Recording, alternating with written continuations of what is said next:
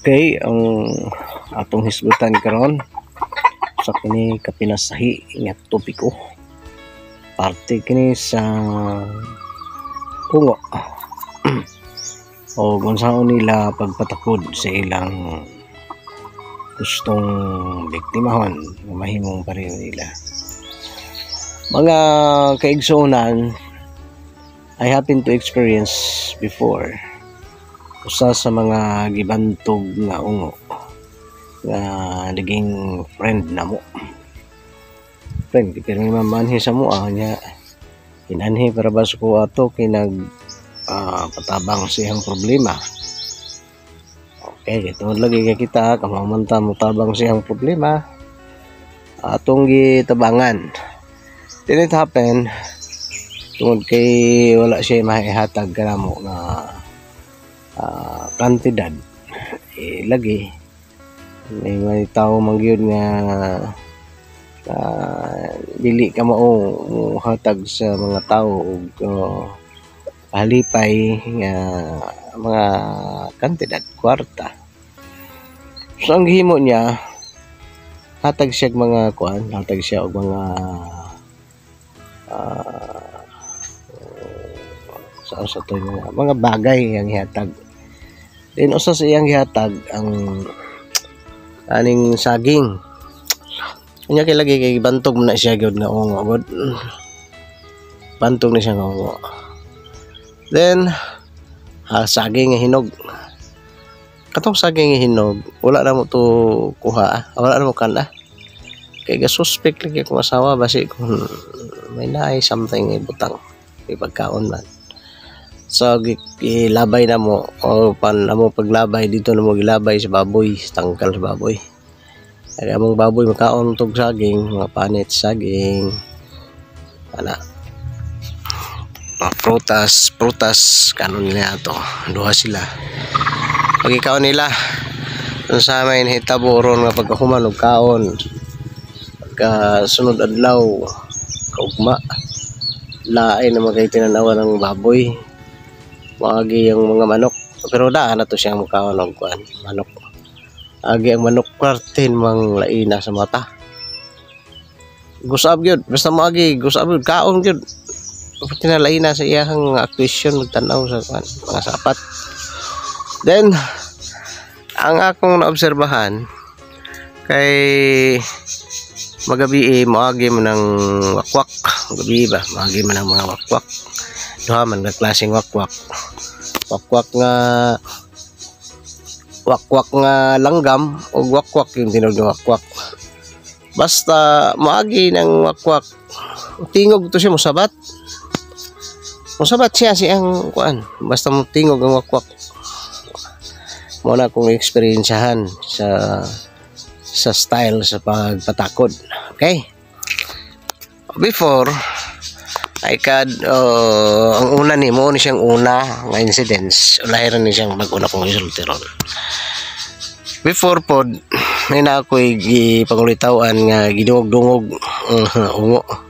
Ang pamilya nila ungo ba gipangulitaw-an ako siya pero careful ko nga sa mga pagkaon wala ko mukaon di ko mukaon.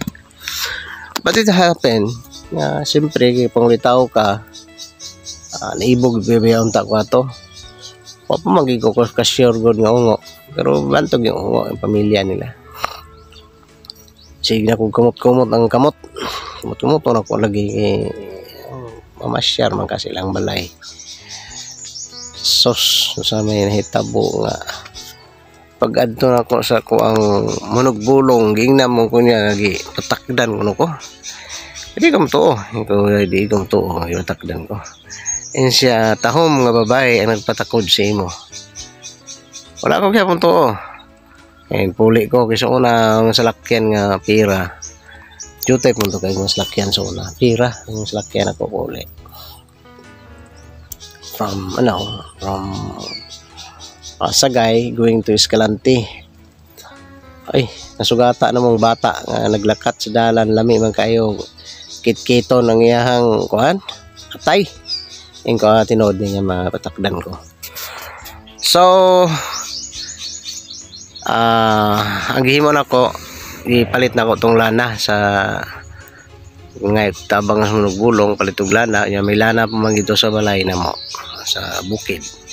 Inanom ko dito. So nagguwa sa ko ang hugaw. Basta kay hugaw sa tao. Inggo dito mura og ughak sa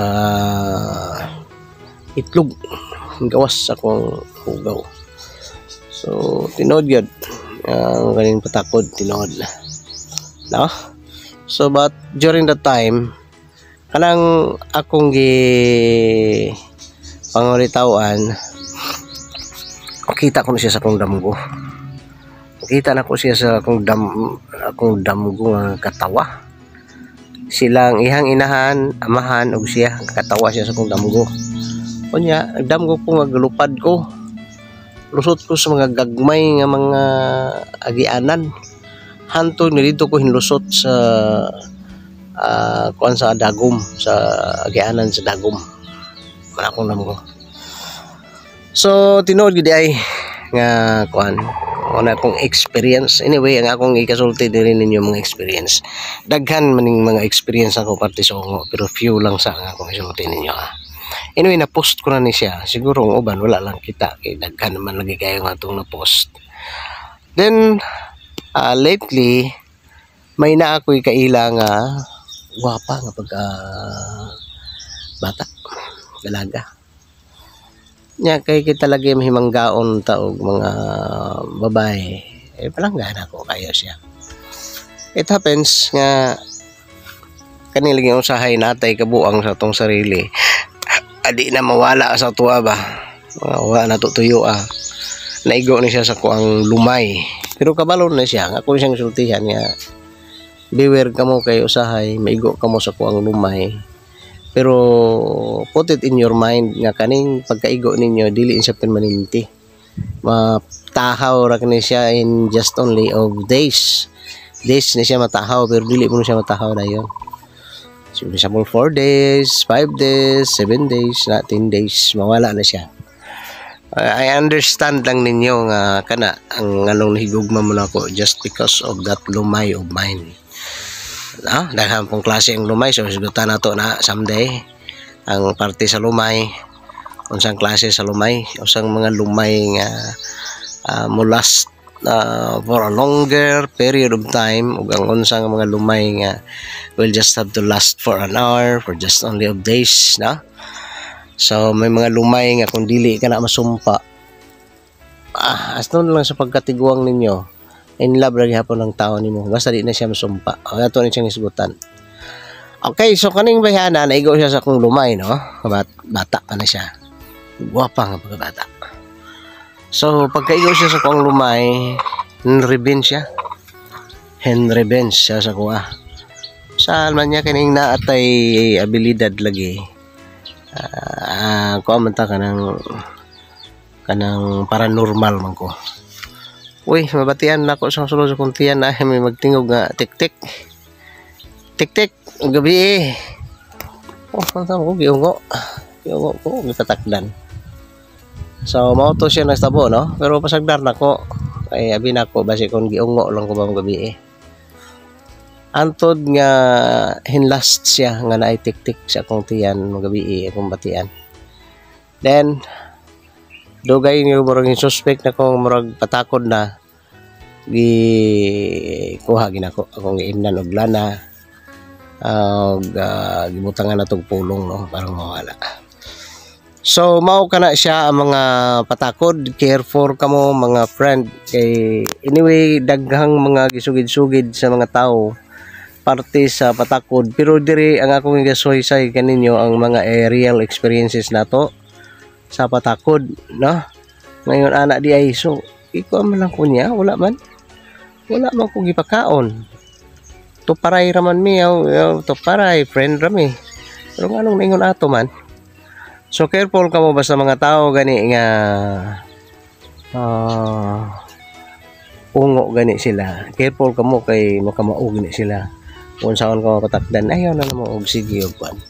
Ayaw na mo sige og dul-dul pa friend kay kana siya parihor ka nagkawatan. Kaya ang kawatan, mangunay gina siya ang kawatan.